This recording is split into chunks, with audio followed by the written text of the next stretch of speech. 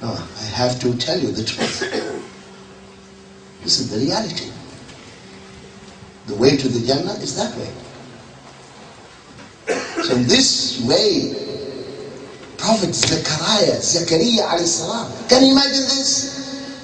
They put the hawksaw in the middle of his head and cut him into two halves.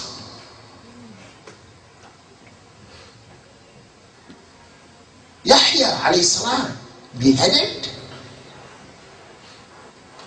Muhammad sallallahu alaihi wasallam was strangled, choked. Are we better than his prophets? No way. We are the followers of his prophets. So that's the way. That's the way. A man came to the Prophet ﷺ. He said, "O Prophet of Allah, I love you." He said, "Get yourself ready for tests. Prepare yourself for the ibtila.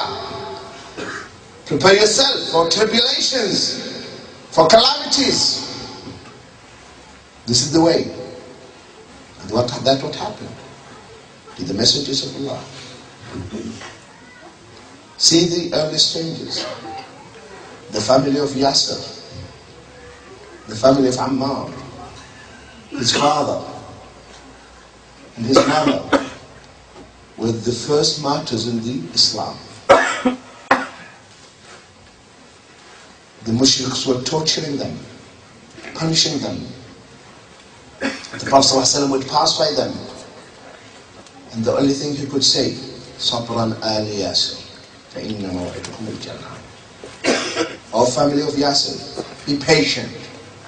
Your place is the Jannah. There I will meet you. Here I am helpless. I can't do anything for you. But there we'll meet, inshallah, in the Jannah. Imagine slaves, but the Iman settled in their hearts. Their hearts were filled with the Iman. So they were ready to give their life. Sumayya was stabbed with the spear, and her master is watching. He's the one who killed her. And when she was breathing her last, he spat on his face. She said, "Muhammad is the messenger of Allah." The Iman, my dear brothers and sisters, makes wonders. Once the heart is full of Iman, that's it.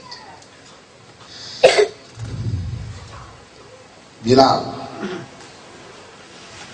they were dragging him in the hot sand with metal armor around his body in the hot sand in Mecca. And he would only say, "Ahadun ahad, ahadun ahad." These are the early stages. Ahadun ahad, ahadun ahad. And he said, "By Allah, I used to mix the sweet of the ahadun ahad, sweetness of it. That sweetness overcame all the pain."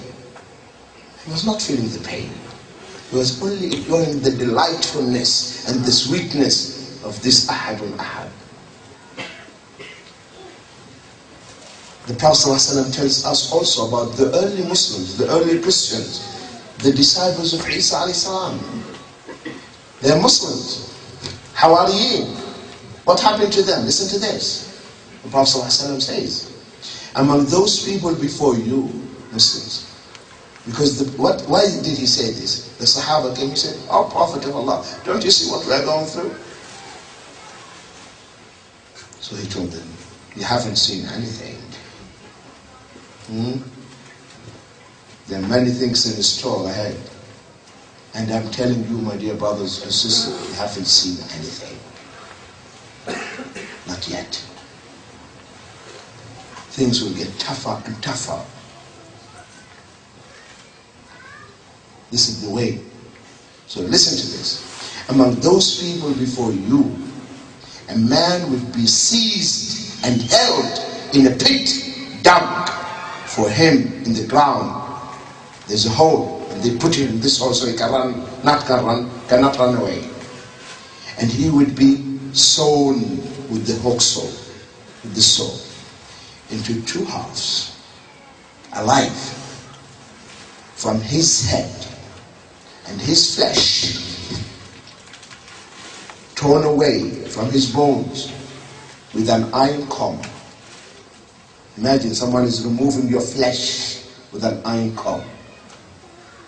But in spite of this, he would not wean away from his faith. He will not leave his deen,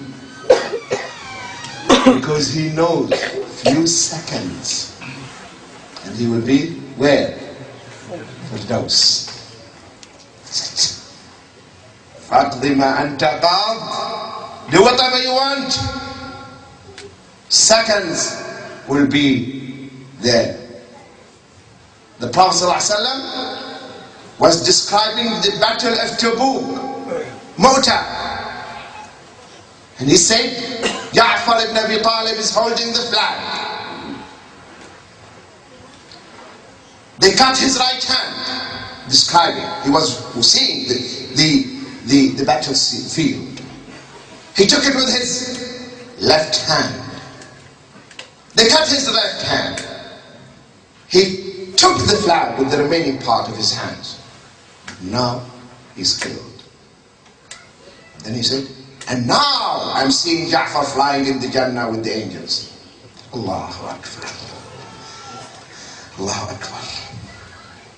Immediately, I'm seeing Ja'far now flying in the Jannah with the angels. Allah has given him 2 wings instead of his 2 hands.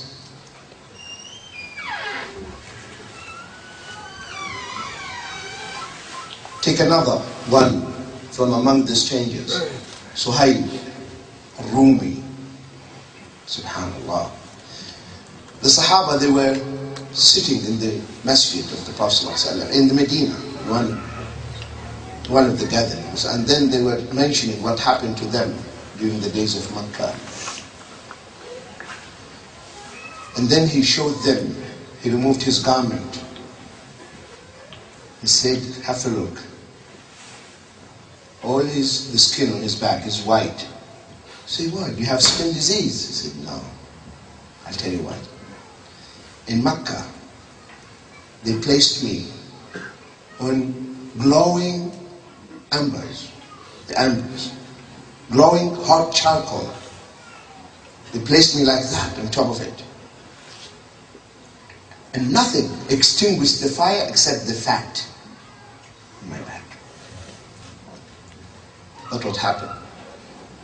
Take another stranger, Zinira radiallahu anha. It's a woman.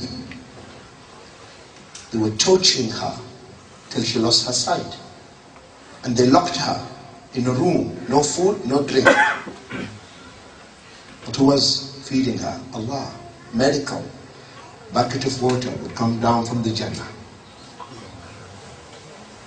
And she would drink, and then this bucket would go up. And when Abu Bakr set her free, because Abu Bakr, he set Bilal free, and also Zinira, and others. The Mushriks, they said, you lost your sight because of the curse of our idols. He said, oh Allah, restore my sight. Give me back my sight. And she got it. Take another example of the early strangers, Abdullah ibn Hudhaf al-Sahmi, who was captured by the enemies, prisoner of war, along with some of the Sahaba. And the head of the Romans started to humiliate him. And then he started to bargain with him. Leave Islam, and I will get you married to my daughter. And I'm going to give you half of my kingdom. I said, no way. A Muslim will not compromise his deen. The whole dunya is nothing. True or not?